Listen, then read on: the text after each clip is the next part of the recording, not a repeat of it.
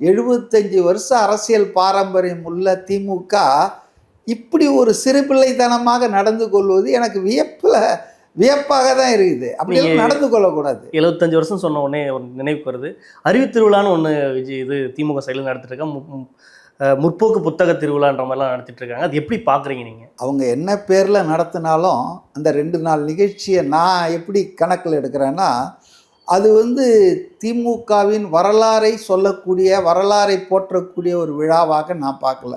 அதுக்கு பதிலாக திமுக வரலாறே என்னன்னு தெரியாமல் நுழைஞ்சிருக்கிற உதயநிதியை போற்றி புகழ்கின்ற, அவருக்கு முடிசூட்டக்கூடிய ஒரு விழாவாகத்தான் திமுக தலைமை எடுத்திருக்கின்றது தான் உண்மை. ஏன் அந்த நிர்பந்தத்துக்கு வர்றது காரணம் என்ன? இன்னைக்கு உதயநிதி விஜய்ன்ற அளவுக்கு எடுத்துகிட்டு போகணும் அப்படின்ற ஒரு இதை எடுத்துகிட்டு அந்த பிம்ப அரசியல் எடுத்துகிட்டு போகிறாங்களா, இல்லை வேறு ஏதாவது காரணங்கள் இருக்கா? உதயநிதி வெர்சஸ் விஜய்னு எடுத்தாங்கன்னா மலைக்கும் மடுவுக்கும் தான். உதயநிதியை தூக்கி பாக்கெட்டில் வச்சுட்டு போயிட்டே இருப்பார் விஜய். எல்லாத்துலேயும் in all sector, all segments of life, cinema, film world, செல்வாக்கு, சரிஸ்மா,